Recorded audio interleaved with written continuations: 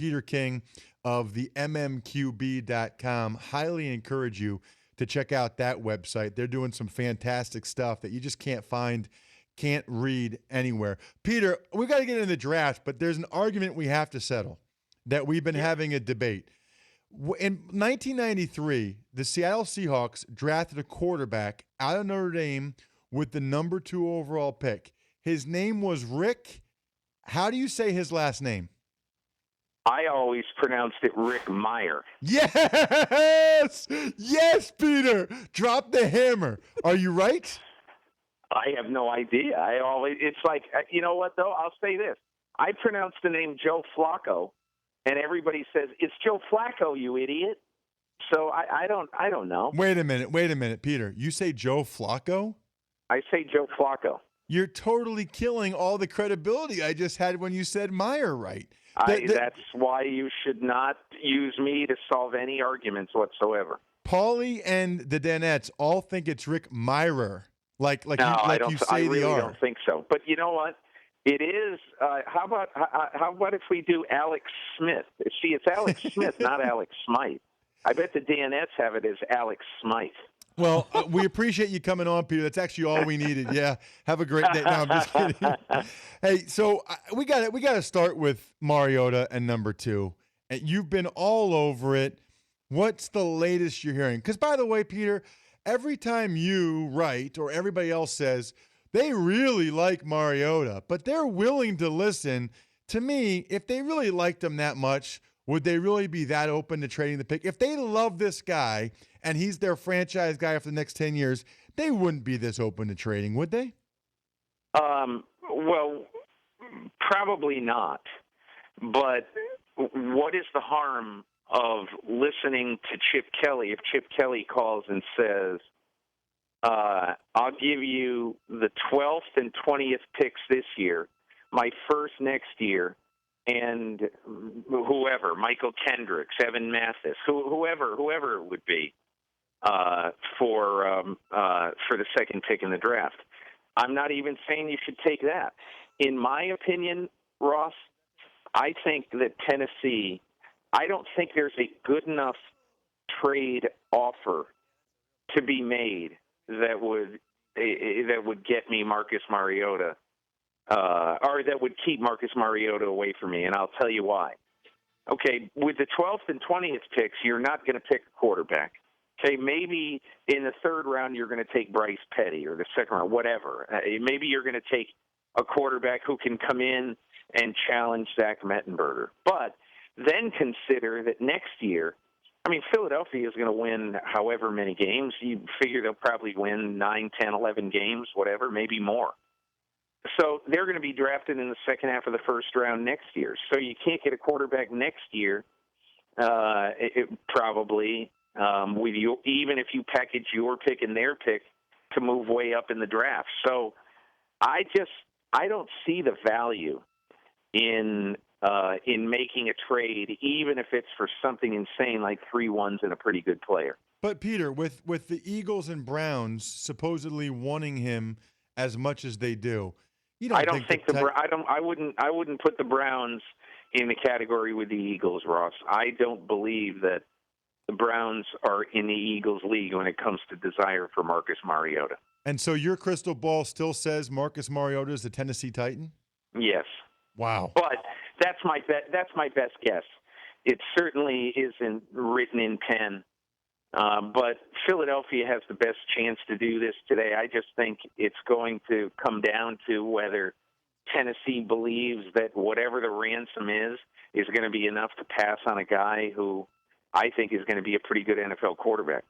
Talking with Peter King at the mmqb.com, also does some stuff for Sunday Night Football on NBC.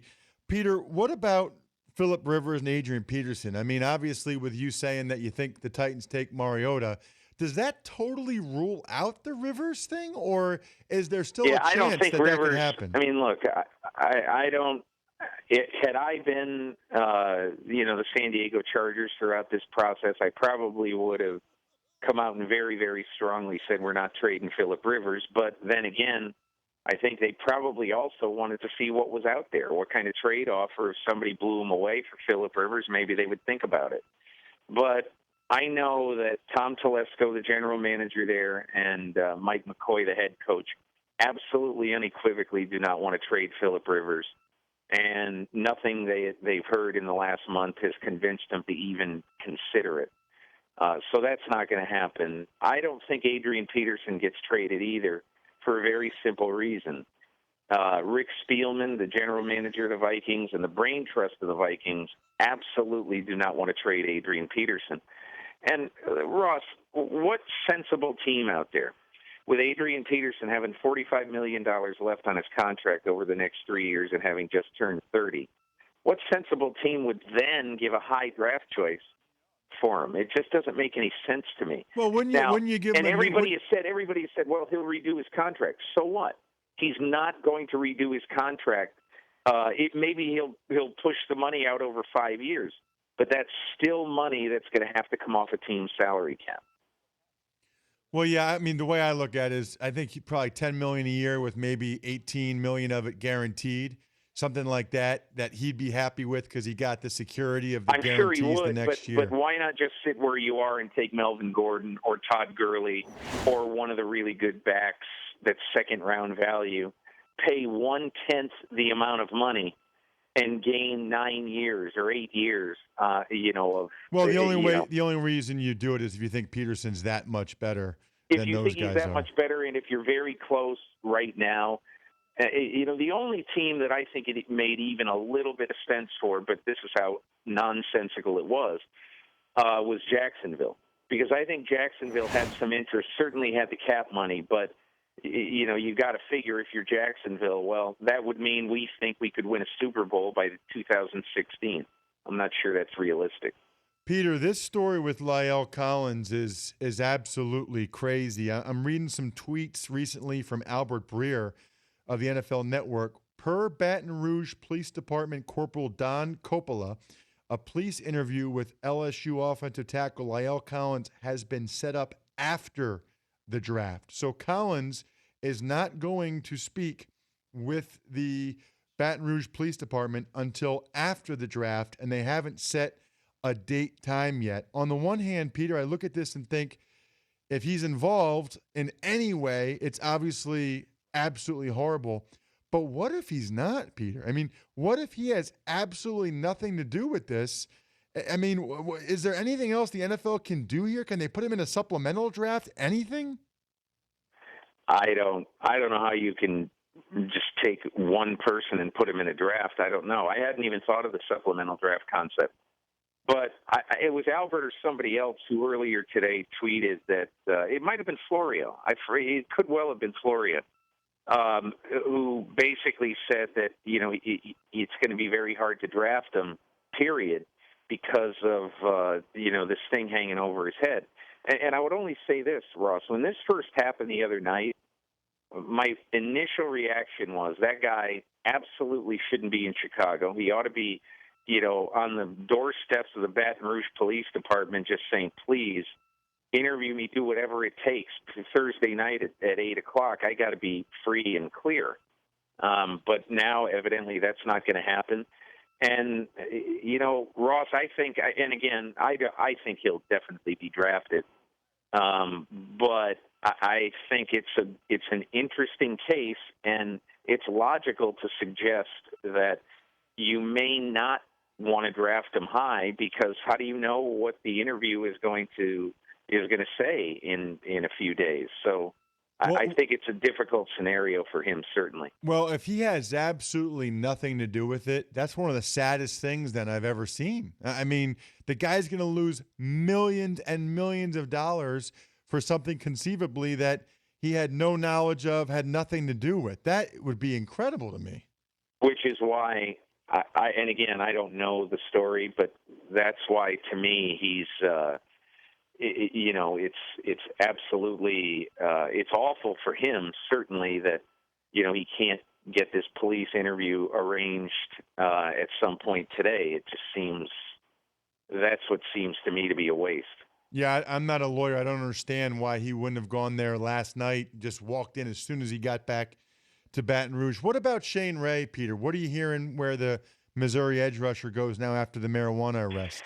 Well, I wrote today that at least one team in the top 10 was still doing work on him yesterday and trying to get to the bottom of the story. So it isn't like people have just said, well, Shane Ray's not a first rounder anymore. We wouldn't consider taking him. I think that there will be some sentiment to take Shane Ray in the first round, and I think there's still some teams that view him as, especially because of his statements here in Chicago, where he totally took all the blame, and he basically was fairly humble about it. I think that most people see, Ross. I don't think that teams in the NFL are shocked or get really upset when a guy, when they know a guy has smoked marijuana. They only get upset when they think he's got a problem. Now, to me, it might signify a bit of a problem if you're caught at 5:30 in the morning driving unsteadily or whatever caused him to get pulled over, speeding, driving unsteadily. But, if you're caught with marijuana at 5:30 in the morning, that's a bit of a red flag, I would say. And that's why a lot of teams, well, at least one team in the top 10 was asking a lot of questions about him yesterday. Peter, really appreciate the time. It's going to be a fun one way or the other tonight. Everybody has to check out the mmqb.com. They've got stuff there that no one else is doing. I know I read a lot of the long-form stuff because it's so compelling. Really appreciate it, Peter. Hey, Ross, thank you so much. Have a great day. All right, there he is, Peter King of the mmqb.com.